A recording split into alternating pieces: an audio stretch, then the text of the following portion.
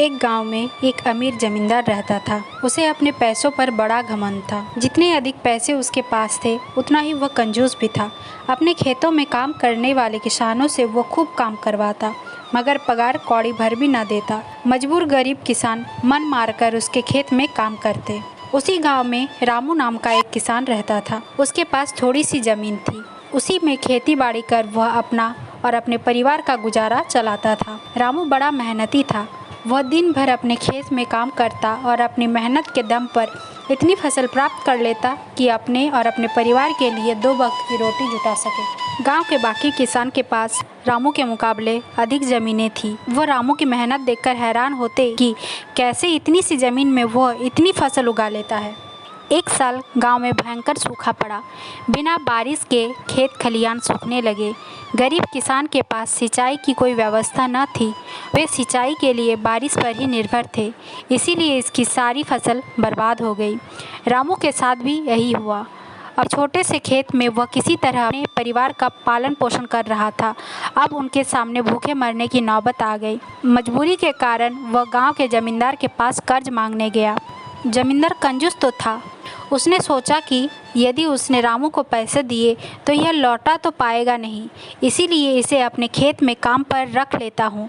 मेहनती तो है ही और मजदूर भी, कम पैसे में दोगुनी मेहनत करवाऊँगा। उसने रामू से कहा, देख रामू, मैं तुझे कर्ज तो नहीं दे सकता, लेकिन तेरी इतनी मदद कर सकता हूँ कि तुझे खेत में काम पर रख लूँ। तुझे महीने के 1000 रुपये दे दिया करूँगा। पर मालिक, दूसरे किसान तो 2000 पाते हैं। रामू बोला, करना है तो कर, वरना मेरे पास किसानों की कमी नहीं है। जमींदार बोला।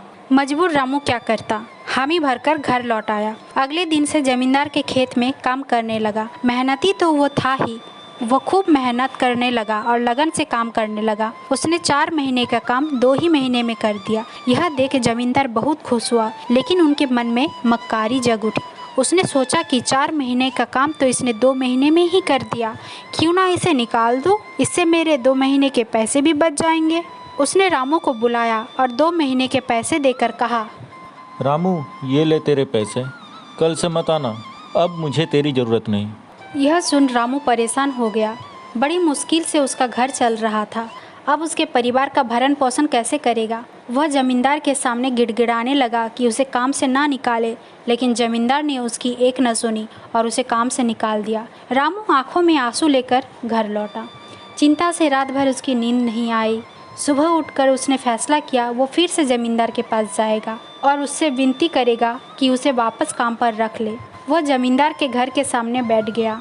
सुबह उठकर जाट जमींदार अपने घर के बाहर निकला तो रामू को घर के बाहर बैठा हुआ देखा। उसने रामू से पूछा, क्या हुआ रामू, क्यों आया है? रामू जमींदार के पैरों पर गिर पड़ा और गिड़गिड़ाते हुए बोला, मुझ पर दया कीजिए मालिक, मुझे काम पर रख लीजिए, वरना मेरा परिवार भूखा मर जाएगा। जमींदार ने उसकी एक न सुनी और उसे धक्के मारकर वहाँ से निकाल दिया। रामू उस समय तो वहाँ से चला गया, लेकिन अगले सुबह फिर से सेठ के घर के सामने जाकर बैठ गया। जमींदार ने फिर से उसे बुरा भला कहकर भगा दिया। अब से रोज यह क्रम चलते गया। रामू रोज जमींदार के घर के सामने जाकर बैठ जाता और जमींदार उसे भगा देता। पूरे गांव में इस बात की चर्चा हो गई। सब जमींदार को भला बुरा कहने लगे। तंग आकर जमींदार ने सोचा कि क्यों ना कुछ दिन परिवार सहित दूसरे गाँव चला जाओ।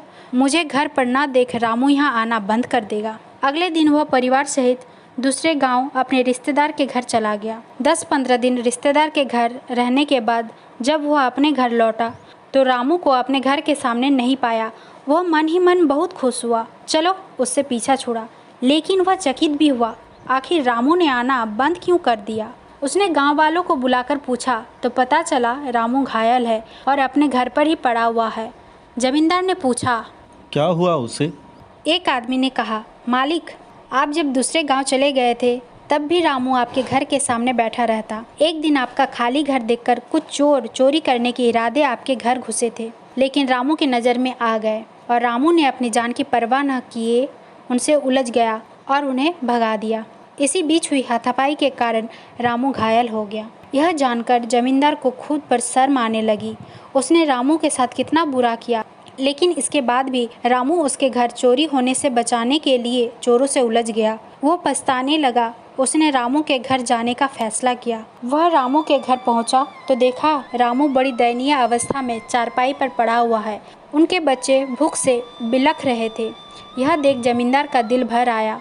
उसने रामू से अपने किए की माफ़ी मांगी, उनका इलाज करवाया और ठीक होने के बाद अच्छी पगार के साथ उसे फिर से काम पर रख लिया। तो बच्चों, इससे हमें क्या सीख मिलती है कि कभी किसी के साथ बेईमानी नहीं करनी चाहिए, सदा ज़रूरतमंदों की सहायता करनी चाहिए और अपना काम ईमानदारी के साथ करनी